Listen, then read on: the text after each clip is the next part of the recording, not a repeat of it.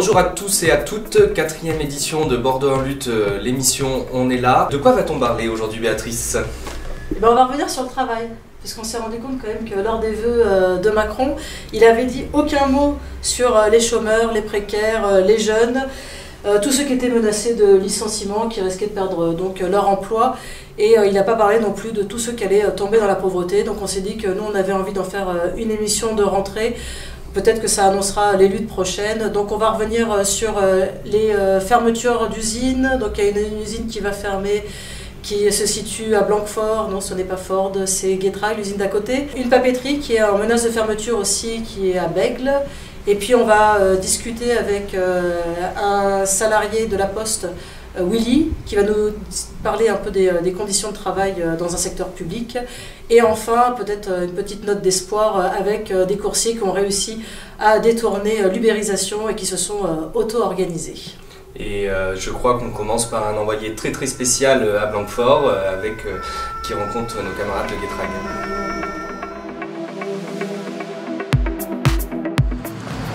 Bon ben voilà, tas de ferraille, des pelles mécaniques, un bâtiment dépouillé et qui commence à être détruit, c'est la fin de l'usine Ford, prévue d'être complètement détruite dans les 5-6 mois qui viennent. Voilà, donc c'est le résultat ou l'aboutissement d'une longue bataille, finalement perdue. Malheureusement, c'est une histoire qu'on pourrait dire triste. Aujourd'hui, on ne voulait pas forcément parler de cette histoire, de cette fermeture d'usine qui est de fait déjà du passé.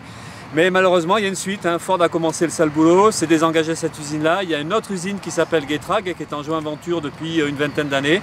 Et là, on est dans un scénario qui ne nous surprend pas, puisque on le savait que ça allait vers ça. C'est qu'en fait, la menace est directe sur la deuxième usine. Et donc aujourd'hui, on est avec des camarades de la CGT de Getrag qui vont nous expliquer leur situation et leur perspective, parce qu'on espère quand même qu'on va empêcher les dégâts d'aller jusqu'au bout. Voilà. Donc là, c'est Nathalie de la CGT Getrag qui va nous raconter un peu ça. Donc d'abord une analyse de la situation dans le sens où en êtes-vous exactement, qu'est-ce qui se passe et quels sont les dangers à court terme pour vous. Voilà, donc où est-ce qu'on en est aujourd'hui? Fin août 2020, Ford a annoncé son départ et une reprise à 100% par Magna, un équipementier, donc on a l'habitude de dire canadien, en réalité il est autrichien, un équipementier qui va prendre, on va dire, les 100% des actions de notre usine au 1er février 2021 de cette année. La Commission européenne vient de donner son aval. On l'a interrogé, cette Commission européenne, à plusieurs reprises, parce que c'est une commission qui est chargée de l'intérêt des entreprises, une commission chargée des opérations de concurrence. On l'a interrogé parce qu'on s'est posé la question de savoir s'il y avait une commission européenne chargée de l'intérêt des salariés. Le risque à aujourd'hui, c'est effectivement que Magna arrive sans nouveaux produits, sans nouveaux projets, sans nouveaux clients. Ils l'ont annoncé d'ailleurs de façon très honnête. Ils arrivent les poches vides à aujourd'hui sur le site. D'où notre inquiétude. On a réussi à monter une intersyndicale, CGT, FO et CFTC. On a, avec cette intersyndicale, essayé d'informer les médias, essayé d'informer les élus locaux, informer également Bercy, assez satisfait d'ailleurs de notre remontée d'informations parce qu'eux-mêmes ont tenté de questionner Ford et Magna en vain. Ce sont des multinationales qui ne daignent pas répondre aux questions, quelque part des pouvoirs politiques en place, avec beaucoup de cynisme, je dirais, et puis d'arrogance en fait. La multinationale s'installe sur un territoire, prend ce qu'elle a à prendre et le quitte, c'est-à-dire c'est pas je sers un intérêt collectif, c'est je prends et je m'en vais. Quid de Magna aujourd'hui? Magna aujourd'hui va d'abord servir l'intérêt Ford derrière tout ça. Finir la petite production de notre transmission jusqu'à sa fin de vie que l'on peut projeter à 2022-2023. Leur stratégie, on va dire, c'est d'essayer de vendre notre transmission à d'autres clients. Notre avis commun, c'est qu'à aujourd'hui, le marché de l'automobile tel qu'on le connaît à aujourd'hui est en surcapacité. C'est-à-dire que le monde automobile ne va plus s'intéresser aux moteurs thermiques tel qu'on le connaît à aujourd'hui. Donc, même si un client nouveau était susceptible de s'intéresser à notre production, ça supposerait que lui-même organise des PSE dans ses propres usines pour venir sur Blanquefort. Ce qui est assez inconcevable dans notre période, ça on n'y croit malheureusement pas vraiment, quoi. Mais surtout, même si Magna arrivait avec un nouveau client, on sait très bien, parce que le monde du déplacement est en train de changer, on sait très bien que dans quelques années, de toute façon, notre usine subira exactement le même sort que l'usine finalement d'FAI. Et aujourd'hui, c'est assez symbolique de se trouver là parce que la situation est quand même assez incroyable. Voilà. Comment éviter cette destruction? On s'est dit, il va falloir inventer un autre mode de production. Et il va falloir certainement aussi accepter l'idée de se débarrasser de la tutelle des multinationales qui ne sont pas sur un territoire pour essayer de favoriser une collectivité, un collectif avec un objectif finalement de maintien de l'emploi, de respect de l'environnement. On le voit sous cette usine, c'est un lac d'huile. Je veux dire, leur propre mode de production fait que de toute façon, ils sont destructeurs à la base, destructeurs de l'emploi, destructeurs de l'environnement, destructeurs finalement presque économiques aussi. Donc en fait, on s'est posé la question comment inventer un autre mode de production qui soit respectueux. Un respect collectif, un respect de l'environnement, un respect de l'individu tout simplement. Et on s'est dit, il faut peut-être se réapproprier ces modes de production. À la fermeture d'une usine, on peut considérer qu'ils nous appartiennent. Lorsqu'une usine ferme, par définition, elle a une valeur zéro pour son propriétaire. Donc il est facile de s'approprier ce moyen de production. Économiquement, une usine qui ferme a une valeur nulle. Donc on s'est dit, on se réapproprie notre moyen de production. Qui a les compétences aujourd'hui? C'est pas la multinationale, la connaissance elle est à l'intérieur des murs en fait. Donc avec cette connaissance et nos moyens de production, eh bien, finalement nous on est capable de faire quelque chose. Et on peut réinventer notre façon de travailler. Et peut-être, et c'est notre idée en fait, peut-être de créer un pôle de service industriel local.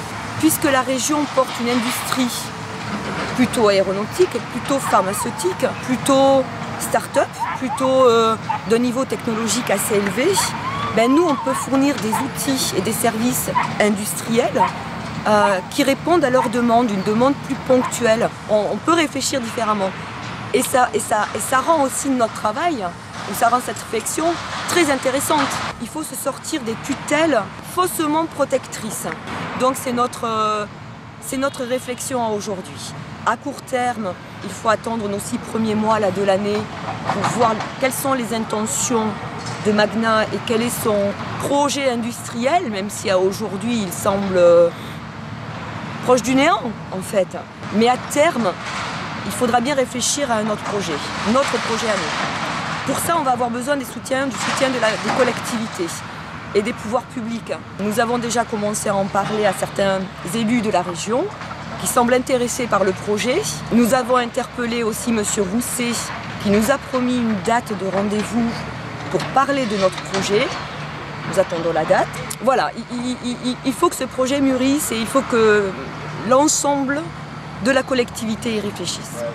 Sur les pouvoirs publics, comment vous envisagez les choses? Comment ça peut se passer? Parce que nous, on les a accusés d'avoir capitulé complètement, de ne pas avoir utilisé les moyens qu'ils avaient pour attaquer Ford et puis même ne serait-ce que réquisitionner l'usine et les terrains. Donc vous, comment vous voyez ça? Quelle relation et quelle importance ça a pour la suite? Voilà. Alors aujourd'hui, l'impression que l'on a, c'est que les pouvoirs publics, finalement, face à des multinationales, ils ne prennent pas le pouvoir. Si on parle des terrains, par exemple, un terrain qui a été donné en 1970, je ne vois pas comment on ne pourrait pas le récupérer à aujourd'hui. C'est un terrain que la collectivité, quelque part, lui a offert pour s'installer. On pourrait très bien à aujourd'hui dire ce terrain vous a été offert à un moment donné parce que vous assuriez une production et un niveau d'emploi, un certain niveau d'emploi. Aujourd'hui, vous décidez de partir, partez. En revanche, le terrain, on le récupère et on déchire l'acte de propriété. Je veux dire, c'est un choix. Et quand je dis il faut se réapproprier les moyens de production, c'est ce choix-là que tout pouvoir politique devrait pouvoir faire. S'il y a un an, on avait dit que la planète entière porterait un masque ou serait confinée à partir de 18 h, vivrait un couvre-feu, personne ne l'aurait cru. Mais la loi a été mise en place. Donc on s'adresse à des populations finalement facilement. En revanche, les pouvoirs politiques en place ne souhaitent pas, ne veulent pas, n'osent pas s'adresser à des multinationales pour dire eh bien cette loi on la change. On vous a donné quelque chose à un moment donné parce que finalement ça servait la collectivité. Vous choisissez de partir et de rompre ce contrat, eh bien nous récupérons ce que l'on vous a donné. Point.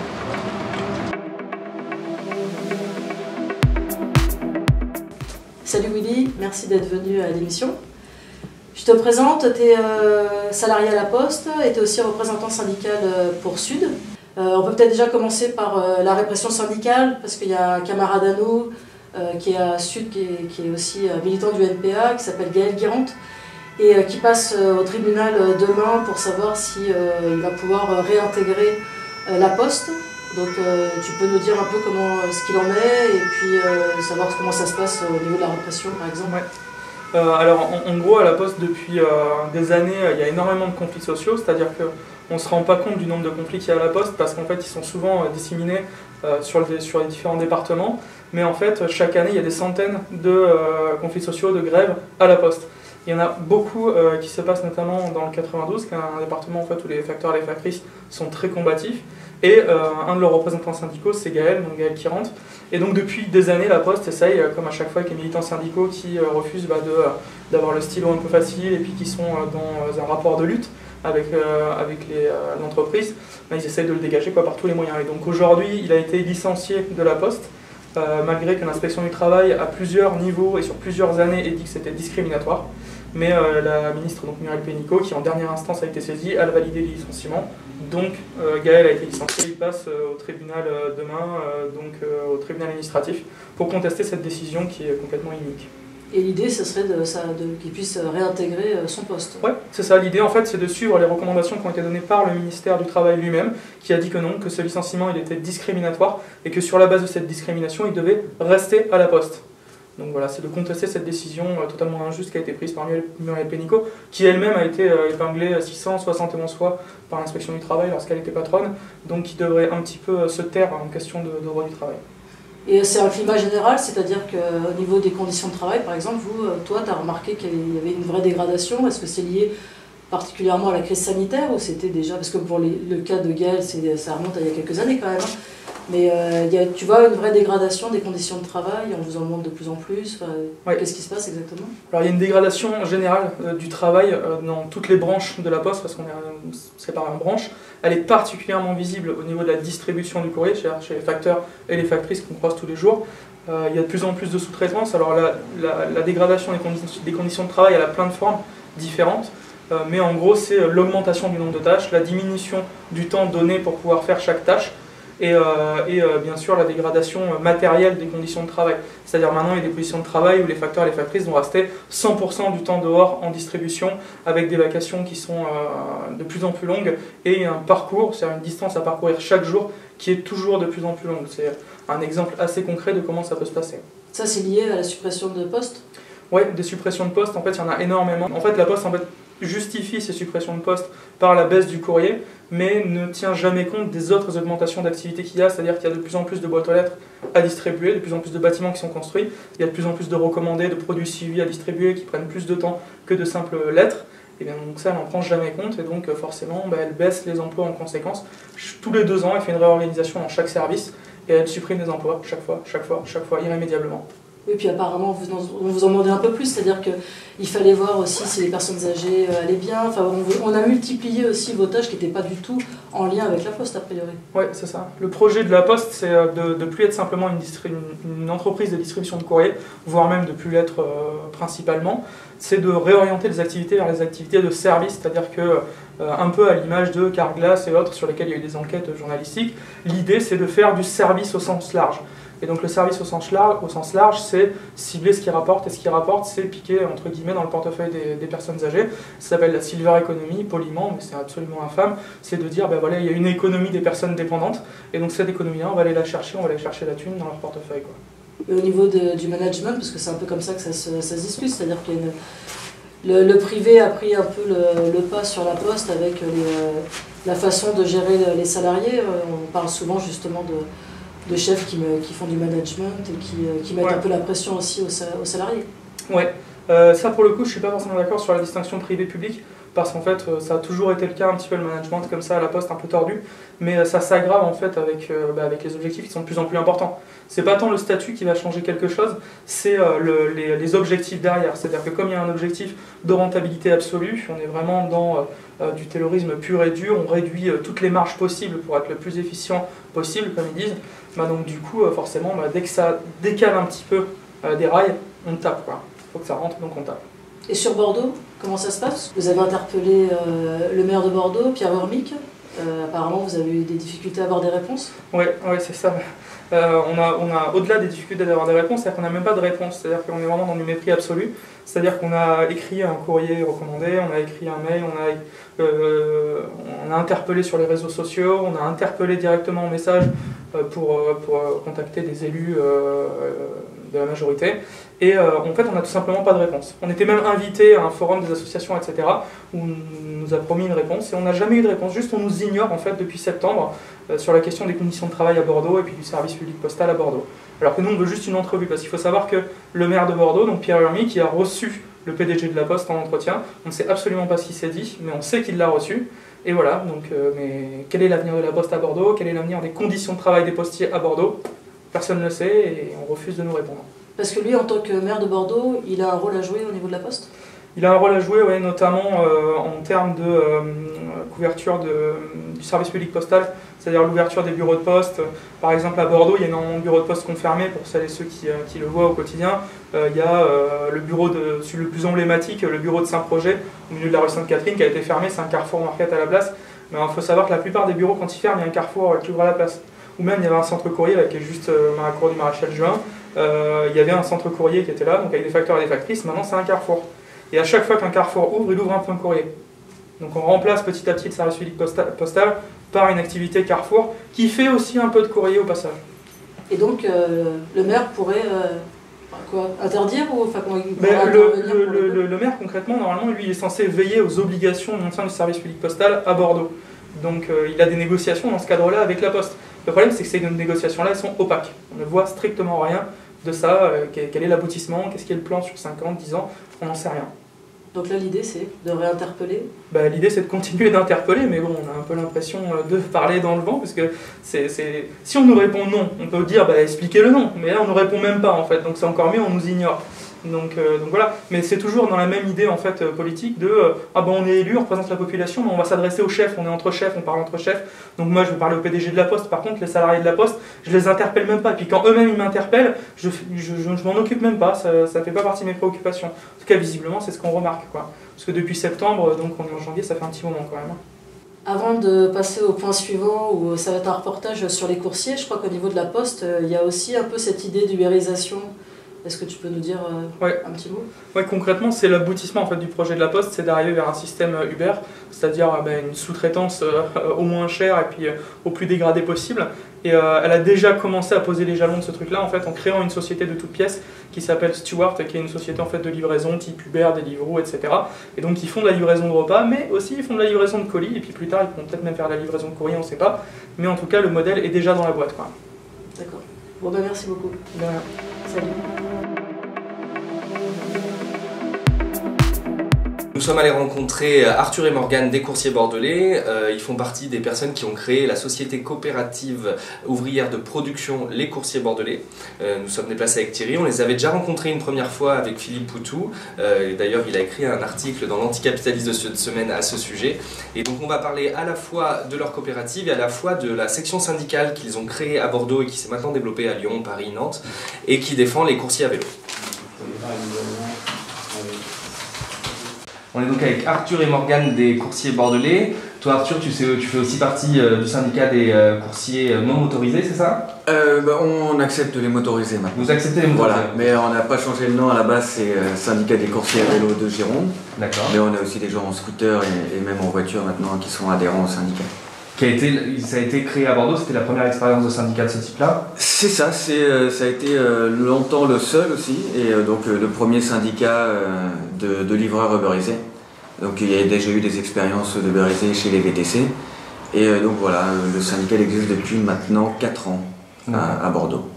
Et donc justement, à la suite de la création de ce syndicat, vous avez créé cette coopérative qui s'appelle donc les Coursiers Bordelais. Je crois que vous êtes 7 coopérateurs en tout? On est 6 plus quelqu'un qui est en soutien le samedi. Ouais. Alors est-ce que vous pouvez nous dire un petit peu comment vous vous êtes organisé, comment est né le projet? Comment est né le projet? En gros, on était 3 à la base, donc il y avait un autre Arthur et il y avait Théo. Et on travaillait donc pour ces plateformes, que ce soit Take It Easy, Uber Eats ou Deliveroo. Et on se rendait bien compte de la décroissance des conditions de travail, on va dire. Et de la subordination qu'on subissait, des menaces de plus en plus oppressantes, le fait de gagner de moins en moins en travaillant de plus en plus, et le fait généralement de ne pas du tout être d'accord avec les valeurs de la société pour laquelle on travaillait, que ce soit peu importe la plateforme, quoi. Et donc à un moment on a créé le syndicat, et donc on s'y voyait un petit peu avec ses collègues-là, mais aussi un petit peu dans la rue en livrant. Et l'idée émergeait un petit peu, mais pour tout le monde, pour tout un tas de livreurs, le mieux qu'on puisse faire, c'est créer notre propre boîte, quoi. Et donc avec Arthur et Théo, on s'est retrouvés, parce qu'on était un peu sur la même longueur d'onde, sur quel genre de boîte on voudrait créer pour s'extirper de l'uberisation. Et pour nous, c'était clairement le modèle coopérativiste qu'on visait, quoi. Et on s'est dit, quitte à monter quelque chose qui ne ressemble pas aux plateformes qui nous exploitaient, autant monter carrément l'opposé, quoi. Et donc pour nous, le modèle coopérativiste et la manière dont on voulait faire la coopérative ressemblait vraiment pile poil à ce contre-uberisation, cette alternative. Et il y a alors du coup le modèle que vous avez choisi, puis il y avait aussi les conditions de travail que vous avez choisies, c'est-à-dire que vous êtes, en termes de progrès social, vous avez quand même abouti à des choses qui n'ont rien à voir avec ce qu'on voit chez Uber, ce qu'on voit chez Deliveroo. Est-ce que tu peux nous en parler un peu, Morgane, peut-être? Ouais, l'idée c'est qu'on a un travail qui est physique. Donc on a tout de suite voulu se donner suffisamment de vacances pour pouvoir se reposer. Donc déjà on a 8 semaines de vacances par an. On a aussi voulu être protégé via une mutuelle. Donc on a la SCOP qui paye une mutuelle, mais totalement. Elle paye tout pour chacun d'entre nous. L'idée c'était vraiment de pouvoir faire notre métier sereinement, en sachant qu'on avait des moments pour se reposer et que si on avait un pépin sur la route, on n'avait pas de souci à se faire, qu'on ait des bons clients pour les kinés, pour les ostéos, à rouler toute la journée. Donc l'idée c'était vraiment qu'on puisse faire notre métier, qui est un métier qu'on apprécie, mais qu'on puisse aussi avoir les moyens de prendre soin de nous, parce que on a des outils, on a le vélo, on a le téléphone, mais l'outil le plus précieux c'est nous. Donc il faut aussi pouvoir se protéger nous. Et votre modèle économique sur le marché, du coup, puisque vous avez quand même des concurrents de poids, on a dit Uber Eats, il y a Stuart qui est une filière de la Poste, je crois qu'à 100% la Poste est propriétaire. Et vous, dans votre filière, est-ce que vous arrivez à percer à Bordeaux? Est-ce que vous trouvez une clientèle? Est-ce que c'est des militants, les entreprises qui vous... Il y a des militants pour le côté social, il y a des militants pour le côté écologiste. Il y a aussi juste des gens qui essayent et qui sont contents de la qualité, de la relation qu'on a avec eux. On n'est finalement pas forcément frontalement en concurrence avec les grosses plateformes. Ce que je veux dire par là, c'est qu'on fait pas la majorité de nos courses, c'est pas de l'alimentaire et c'est pas de la livraison de repas. Par contre, on ne se refuse pas quand on peut leur piquer une petite part de marché, le faire. On le fait notamment en livrant une grande enseigne de grande distribution où on livre plusieurs magasins sur Bordeaux Centre qui étaient à l'origine livrés exclusivement par Stuart. Et peut-être revenir sur les conditions, parce qu'on parle de vos conditions sociales, mais les conditions sociales des travailleurs, c'est un peu le côté syndicat, mais des autres travailleurs sur les grosses plateformes. On en parlait quand on s'est rencontrés, on voit maintenant des livreurs qui viennent aux maraudes pendant leur livraison parce qu'ils n'ont pas les moyens de se payer à bouffer. On voit qu'il y a un nombre de sans-papiers, on disait 30% à Paris je crois, avec un espèce de trafic qui se crée de location de licence. Quelles sont les conditions actuelles des travailleurs sur les vélos qu'on voit en ville la nuit maintenant? Déjà toutes ces conditions, donc la dernière fois c'est vrai que j'avais donné des pourcentages, mais comme je t'avais dit, c'est à la louche, parce qu'un des gros problèmes c'est qu'il y a Il n'y a aucune vérification, il n'y a aucune instance publique ou privée qui regarde vraiment quelles sont nos conditions de travail, parce qu'on est considéré comme micro-entrepreneur. Et en gros, il n'y a aucune de ce genre de protection, et les seuls chiffres qu'on pourrait avoir pourraient venir des plateformes, et les plateformes, elles les gardent jalousement, bien entendu. Et donc, en gros, on ne sait pas trop.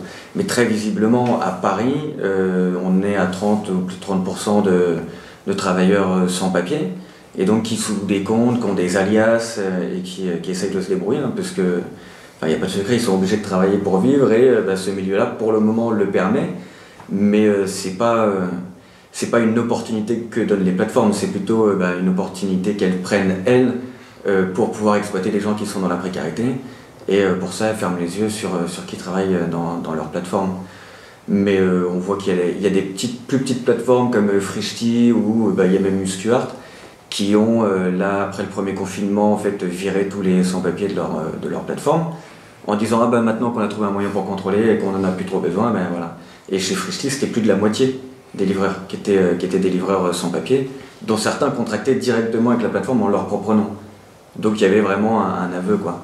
Donc voilà, c'est pour cette partie. Et en gros, aujourd'hui, si dans les plateformes, vous allez voir la population les populations les plus précaires travailler pour elles, c'est parce que les conditions de travail sont tellement dégradées que il n'y a plus que ceux qui ont presque plus de choix ou qui en ont plus du tout qui vont travailler pour ces plateformes. On parle de gens qui vont gagner 8 €, 9 € de chiffre d'affaires de l'heure. Donc ensuite, après, il faut enlever les cotisations sociales de micro-entrepreneurs. Les cotisations sociales de micro-entrepreneurs, c'est ce qu'on pourrait rapprocher des cotisations salariales.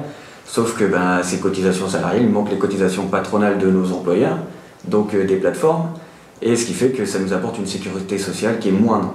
Donc comme le disait Morgane, là nous ce dont on va bénéficier en tant que salarié au niveau de la retraite, au niveau de la protection santé, etc. En tant que micro-entrepreneur, on n'a pas ça. En cas d'accident grave, par exemple, on va gagner un truc 25 € par jour avec un délai de carence de 8 jours. Voilà, ça c'est assez catastrophique. Et donc 8-9 € de l'heure, hein, si on enlève un petit peu toutes ces cotisations qui ne servent pas à grand chose, un petit peu mais pas à grand chose, qu'on enlève le fait qu'on n'ait pas de congés payés, qu'on n'ait pas, on n'est pas payé les heures supplémentaires, on n'est pas payé les heures de nuit, etc.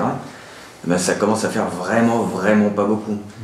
Et donc les gens ils s'en rendent compte au fur et à mesure. Il n'y a plus... Par rapport à il y a 3 ans où les conditions de travail étaient un petit peu plus hautes et on pouvait se dire ok, je peux mettre peut-être un petit peu d'argent de côté au cas où j'ai un accident, etc. Ou prendre peut-être quelques jours pour me reposer, et où les gens ne se rendaient pas tous compte de l'arnaque. Je pense qu'aujourd'hui, si vous allez dans la rue et que vous demandez à un livreur s'il est content de la plateforme qu'il embauche, la plupart ils vont soit vous dire qu'ils sont contents parce qu'ils ont un travail qu'ils ne peuvent pas en avoir, le cas de ceux qui n'ont pas de papier, de ceux qui se sont fait virer par les plateformes, etc. Soit ils vont dire qu'ils savent très bien qu'ils se font arnaquer par les plateformes. C'est ça que quand on organise des manifestations, des grèves, il y a tous les livreurs qui viennent, y compris ceux dont on aurait pu penser qu'ils ne pourraient pas venir à des grèves, donc je pense aux sans-papiers, mais il y en a plein qui viennent à ces manifestations, à ces grèves-là. On essaye de présenter les plateformes en disant oui, elles vont faire des efforts, on va réguler, mais on sent bien la prédation, et on sent bien que s'il n'y a pas de loi qui ressorte aujourd'hui, et que si nous on se taisait sur nos conditions de travail, on gagnera encore moins, 2 fois moins, 3 fois moins. On est payé à la tâche, c'est vrai qu'il faut le rappeler, j'oublie tout le temps, mais en gros quand on travaille pour cette plateforme, on est payé à la tâche. Donc je disais, on peut attendre 2 heures, ne rien avoir, être payé 0 €. Quand on a une tâche, elle va être payée entre 3 €, 5 €, plus si on va très loin, mais c'est des courses qui ne sont pas très rentables. Dès qu'on a une course, on va essayer d'aller extrêmement vite, parce qu'on ne sait pas quand est-ce qu'on va recevoir la prochaine et augmenter donc sa rémunération. Ce qui fait que voilà, on est dans un métier qui est où on est mal protégé si on a un accident, mais qui en plus de la manière dont c'est construit incite à l'accident. Donc vous le disiez, il y a une régression des conditions de travail actuelles depuis quelques années sur les différentes plateformes. Du coup, on peut espérer qu'il y ait la lutte qui prenne auprès des coursiers. Tu dis qu'il y a de plus en plus de coursiers qui viennent. Est-ce qu'il y a une actualité? Je crois qu'il y a une actualité judiciaire parce qu'il y a des prud'hommes qui sont en cours. Est-ce qu'il y a une actualité? Est-ce qu'il y a des événements à venir pour les coursiers? Là, il y a effectivement, on a une date qui a émergé. Donc maintenant il y a plusieurs syndicats CGT un peu partout dans les villes, qui sont aussi connectés avec d'autres groupes qui sont soit en collectif, soit assez informels. Et on a lancé là tous ensemble une date, c'est le 29 janvier. Donc c'était un vendredi. Et on va faire une grève. On espère qu'elle sera assez suivie. Donc là on a commencé à tracter. Il y a forcément une très bonne réception. Hein. Comme je disais, il y a beaucoup de coursiers. Pour nous c'est un peu compliqué de connaître tout le monde maintenant qu'on est très probablement 1000, 1200 sur Bordeaux. Peut-être plus si on prend vraiment toute la métropole. Donc il y a beaucoup de visages nouveaux à chaque fois qu'on contracte. C'est un peu compliqué pour nous de suivre. Il y a un turnover qui est assez important aussi. Mais la plupart des gens qu'on voit, il y a pas, ils sont contents qu'il y ait un syndicat ou en tout cas des livreurs qui se mettent en place pour essayer d'organiser la lutte à venir. Tu disais il y a une forme de répression aussi, puisque grâce aux applications, ils savent si vous êtes en manif, ils savent si vous êtes en grève quand vous... Donc du coup, il y a une forme de répression de la part des plateformes où on vire des livreurs qui vont manifester. Tout à fait, hein. Ça a déjà été prouvé que c'est arrivé avec la plateforme Deliveroo, qui utilise l'application qu'on a dans le téléphone pour ouvrir la fonction GPS de l'application pendant qu'on ne travaille pas, parce qu'on est en grève, et pour nous géolocaliser sur le lieu de la grève, parce qu'on est forcément tous au même endroit. Et parce que pour nous, il ne suffit pas de faire grève, hein, parce que si on n'est pas là en train de bloquer des restaurants, en fait ils mettent un bonus et d'autres gens vont nous remplacer. Et donc ils ont utilisé cette géolocalisation pour savoir qui était venu à la grève, et on a réussi à récupérer un échange de mails de la plateforme Deliveroo qui nous identifiait grâce à ça, ils le disent, et après ils demandent à chercher des éléments pour pouvoir virer les grévistes. C'était arrivé à Paris. Nous, c'est qu'à Bordeaux, pendant une réunion du syndicat il y a 3 ans, il y avait un manager de Deliveroo qui avait envoyé un message pendant la réunion à une personne qui était venue pour la première fois à une réunion du syndicat en lui demandant « mais qu'est-ce que tu viens faire à la réunion ?» Et donc voilà pourquoi on a une crainte, sachant qu'on peut être déconnecté comme ça. Il suffit de changer une lettre dans notre mot de passe d'application et on n'y a plus accès, on n'a plus de travail et on reçoit la lettre de rupture du contrat quelques jours plus tard. Oui, sur les procès, ça dure une éternité. Nous, là, ceux qui sommes partis le plus tôt en procès, on a une nouvelle date là en mars, et on aura probablement la délibération 3-4 mois plus tard, quoi. Enfin, le dernier rendez-vous de délibération, donc ensuite il faudra encore attendre 2 mois. Ça qui est trop chiant, quoi. En fait, on est quasi sûr de gagner, parce que, en tout cas, les 6 autres personnes avec qui je suis ont un dossier, mais genre ultra béton, hein. Ils avaient un planning à respecter, etc., alors qu'ils sont micro-entrepreneurs. Et c'est pas eux qui le décidaient, on leur imposait, etc., sur plusieurs années. Et voilà, ça fait quasi 3 ans, quoi, maintenant. Et après, je sais, là, il y a des dossiers qui ont été déposés à Lyon, on a reposé une autre série d'une dizaine de dossiers à Bordeaux, à Nantes aussi, sont en train d'en déposer. Pour l'affaire Frischti, là, il y a eu une lutte, là, des livreurs Frischti. Et il y avait la moitié de ceux qui étaient grévistes qui ont eu une régularisation par le travail. C'était une première, alors que c'était censé être des micro-entrepreneurs. Et malheureusement, il y en a une autre moitié qui n'était pas dans les critères qu'avait donné le ministère de l'Intérieur, sous le coup de la pression qui avait été mise dans la rue par ces grèves-là, quoi. Et donc l'autre moitié, là, ils ont déposé des dossiers au prud'homme juste aujourd'hui, je crois. Donc voilà, il y a une activité judiciaire un peu florissante, quoi. Et puis chez les VTC, il y a des centaines de gens qui sont en train de monter des dossiers aussi. Et donc voilà pourquoi en gros... Là, le gouvernement se sent pressé et est probablement pressé par les forts moyens de lobbying des plateformes pour faire des lois pour les protéger de cette requalification en contrat de travail. Là, aujourd'hui, le pire ennemi des plateformes, c'est une cour de justice, quoi. Tu nous as dit pour le 29, tu nous as pas dit lieu. Le 29, ça sera à la Victoire et je pense que ça sera le midi pour une fois parce que la préfecture ne nous laisse plus trop manifester après 20h et pourtant, on a le droit de travailler après 20h. Alors on trouve ça complètement injuste, bien entendu, hein, c'est inacceptable et on a déjà essayé de le faire, de déborder. Voilà, après les choses sont que les relations avec la police dans ce genre de moment, quand on a dans le cortège des personnes qui n'ont pas de papier, c'est un peu compliqué. Donc on a décidé de ne pas prendre de risques. Alors on va commencer plutôt le midi, je pense qu'on va se rassembler à la Victoire. Et on verra si on continue le soir et quelles sont les relations, mais dès qu'il y aura un souci, on va être obligé d'arrêter malheureusement. Mais c'est vraiment, je tiens à souligner que c'est absolument inadmissible qu'on ait le droit de travailler, pas le droit de grève, et que ce soit la préfecture qui essaie de nous l'imposer, quoi. On est d'accord. Donc sur cette 4e émission, on a de la chance, on a eu plein d'envoyés spéciaux. Là, cette fois-ci, c'est Thierry qui s'est déplacé à Bègles dans une papeterie qui est en menace de fermeture. Oui, si on se promène sur les voies sur berge, on peut voir cette papeterie donc, à Bègles, une vieille dame, c'est comme ça qu'on l'appelle. C'est une usine qui a été rachetée en 2011 par le groupe multinational Etex, et c'est ce même groupe qui est en train de la liquider lamentablement.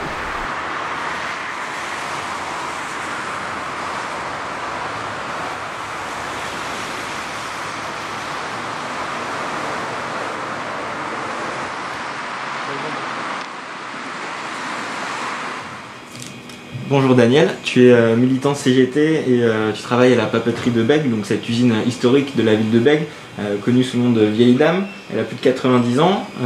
Tout d'abord, est-ce que tu peux nous dire ce que vous produisez et combien de gens travaillent ici? On produit du papier pour le groupe Etex, du papier pour fabriquer les plaques de plâtre. Et aujourd'hui, nous sommes 91 salariés et 10 intérimaires. Plus après, nous avons des sociétés extérieures qui travaillent sur la maintenance, sur ce qui est recyclage de l'eau. On a des camions qui viennent charger, décharger les bennes de déchets. Des camions qui amènent des produits de vieux papier, des gens qui viennent chercher le produit fini, les bobines, tout ça. Ça doit représenter un emploi direct et indirect plus de 200 personnes. Vous vivez actuellement un conflit du coup avec la direction. Depuis mercredi, les salariés exercent leur droit de retrait.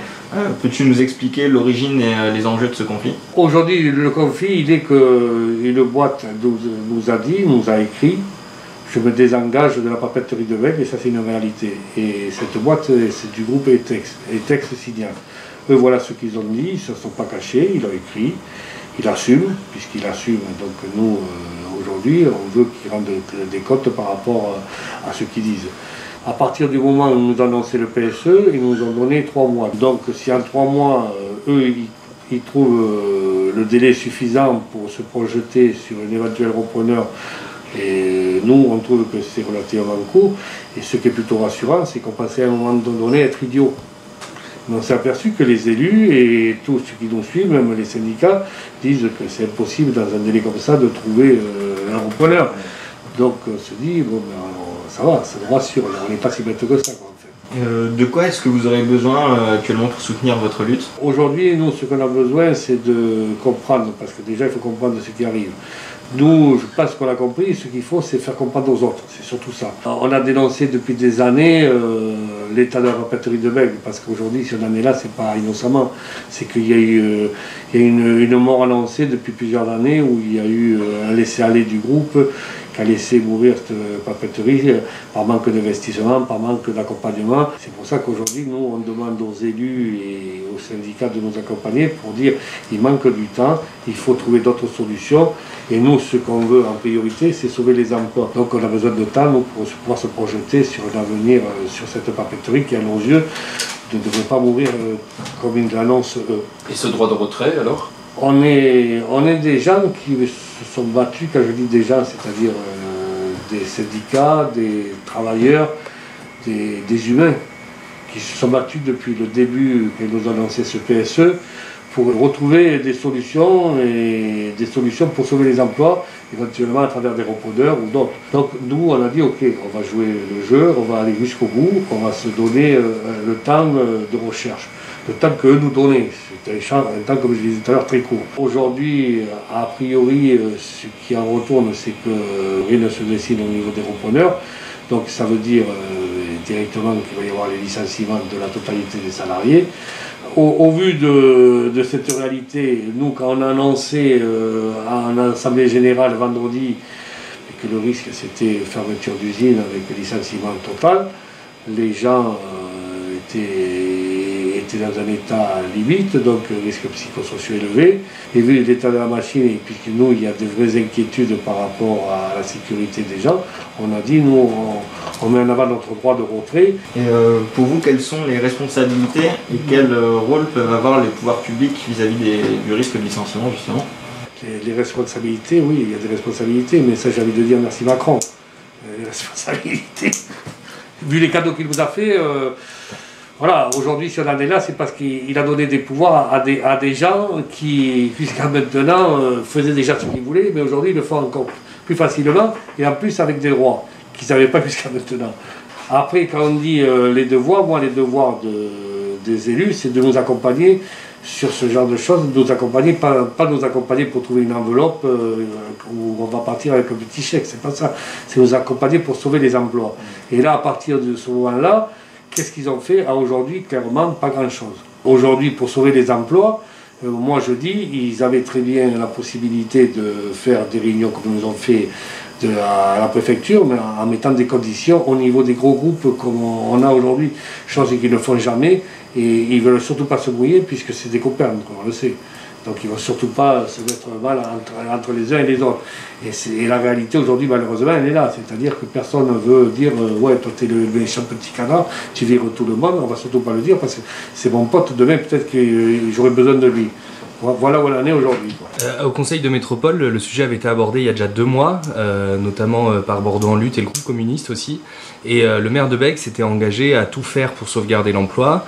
La métropole avait dit vous accompagner. On se souvient de ce qu'ils ont fait à Ford quand ils avaient signé l'accord de non-attaque et laissé failli couler. Est-ce que vous sentez que la métropole vous aide, le maire de Bègle? Nous, les premiers combats qu'on a eus, c'était pour dire qu'il faut garder une industrie sur le site de Bègle parce que ça avait son intérêt. Au départ on nous laissait sous-entendre que ça ne serait pas possible. Je parle de ça il y a 10 ans. Finalement, et là c'était plus une réponse politique, ils nous ont dit qu'effectivement, c'était pas pertinent de virer des usines comme celle-là dans un site de Bègle et qu'il fallait surtout pas faire une ville dortoir. Donc, qu'est-ce qui s'est passé? Ils ont dit on va garder les industries. Merde, le texte dans sa tête se disait on va attendre qu'il les vire pour pouvoir nous dire on ferme le site. Donc, manque de peau, retournement de situation. Les politiques disent non, finalement on va les garder. Le groupe ETEX dit merde, c'est con. Ils les gardent, nous on les veut pas. Moi voilà comment je vois le truc. Aujourd'hui, la responsabilité et l'accompagnement des élus, c'est de trouver des solutions pour sauver ces emplois, puisque eux aujourd'hui le disent, ils écrivent qu'il faut trouver des solutions pour la ville de Bègle et pour cette industrie papetière, qui a quand même un intérêt de recyclage, puisque nous on ne travaille qu'avec du vieux papier. Aujourd'hui, on prend de l'eau en Garonne qu'on rejette plus propre que quand on la prend. Donc il y a tous ces côtés-là qui sont de l'aspect écologique, et j'avais cru comprendre que le maire de Bègle était écologique. Donc à partir de là, à un moment donné, il faut qu'il joue le jeu lui aussi et qu'il travaille dans ce sens. Et ça, c'est ce qu'on attend nous aussi. Il y a un vrai enjeu politique par rapport à cet aspect écologique. Et il y a quand même, je crois que c'est notre président qui disait qu'il fallait à un moment donné se recentrer au niveau national et pas aller chercher les papiers à l'extérieur. Et donc à partir d'un moment, mais je ne sais pas, qu'ils nous montrent aujourd'hui qu'ils sont prêts à travailler dans ce sens, puisqu'aujourd'hui la filière papetière est en train de se casser la gueule en France, et ça c'est une réalité. Ce savoir-faire, si on le perd, on perdra toutes les usines papetières. Et ça, à mon avis, c'est un gros risque. Il y a un gros risque, on a alerté nous au niveau national, au niveau régional. Après, moi j'attends des élus qui nous répondent à ce genre de questions, mais aujourd'hui on n'a toujours pas de réponse. Qu'est-ce que vous pensez d'une potentielle reprise de la papeterie par les pouvoirs publics? Ah ben nous, ça nous irait complètement, ce genre de reprise. Il y aurait vraiment des enjeux écologiques, sauvegarde de l'emploi. Moi j'aurais très bien vu récupérer tout le vieux papier, le remettre en balle pour après renvoyer dans d'autres usines papetières qui pourraient produire à partir de ces balles de papier. Et ça serait tout à fait possible et envisageable. Après, c'est plus de la volonté qu'autre chose qu'il faut. Que penses-tu de l'interdiction des licenciements en termes de revendication? Moi, ce que je sais, c'est que nous, on se bat pour sauver les emplois. L'interdiction de licencier, je sais pas, mais ou alors il faut qu'on fasse une révolution et peut-être que là on arrivera à mettre ça en place. Comme je te disais tout à l'heure, ceux qui dirigent, c'est pas le gouvernement, c'est les grosses boîtes. Donc, moi, pourquoi pas? Moi, je suis preneur. Moi, depuis que je suis petit, je me bats pour ça. Mais espérons qu'aujourd'hui les salariés se réveillent. J'ose espérer qu'ils vont se réveiller. Quand on voit aujourd'hui les licenciements qu'il y a, moi étant au prud'homme et quand je vois certaines choses qui se passent, je me dis qu'aujourd'hui on profite peut-être un peu du Covid aussi pour faire certaines choses qui ne sont pas forcément dans les clous. Aujourd'hui, il y a une urgence, mais il y a une urgence au niveau national, c'est qu'on est tous en train de perdre nos emplois et on ne se réveille pas, et on ne réveille pas les consciences. Et aujourd'hui, il y a un grand malheur, et là ce n'est que le début malheureusement, et là il va falloir que les gens se réveillent et qu'ils se révoltent, et tant qu'on ne sera pas dans ces positions, on aura du mal à avancer. Moi j'ai une dernière question, comment on fait pour vous soutenir? Est-ce que vous avez prévu des manifestations? Voilà, quelle est l'actualité pour vous là? Nous, il y a des luttes qui vont s'enclencher. Nous, ce qu'on a besoin aujourd'hui, c'est d'échanger avec les salariés et de les accompagner par rapport à leurs attentes malgré tout, puisque nous, on n'est ni plus ni moins que des représentants de salariés, même si on a nos idées. Nous, ce qu'on veut, c'est les accompagner au mieux possible.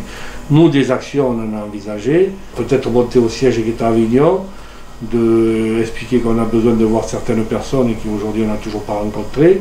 On va peut-être aller visiter d'autres usines qui sont proches d'ici. Il se peut qu'il se passe des choses. Là, pour exemple, nous, je ne sais pas si vous avez vu en arrivant les croix qui sont plantées.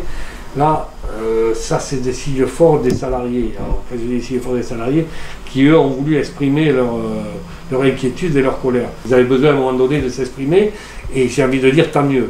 Par contre, ne croyez pas que les croix, on est mort et enterrés.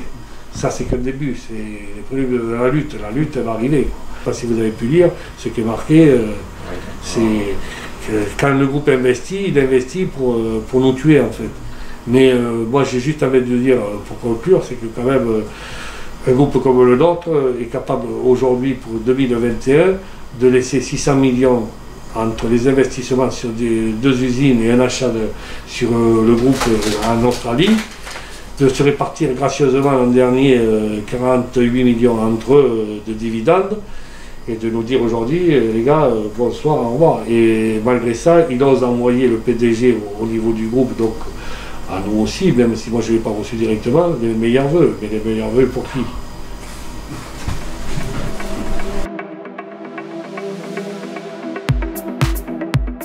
C'est donc la fin de cette 4e édition de l'émission de Bordeaux en lutte, on est là. On finit donc comme d'habitude avec l'agenda. Sur l'actualité municipale, il y aura le 26 janvier le prochain conseil municipal. Mais Béatrice, je crois qu'avant, il y a des dates de lutte. En effet, il y a quelques dates. Donc le 16 janvier, samedi, il y a un rendez-vous contre la loi sécurité globale avec un rendez-vous à 14 h au Quinconce côté fleuve. Après, il y a mardi 19 janvier, manifestation des AED, donc c'est dans l'éducation nationale.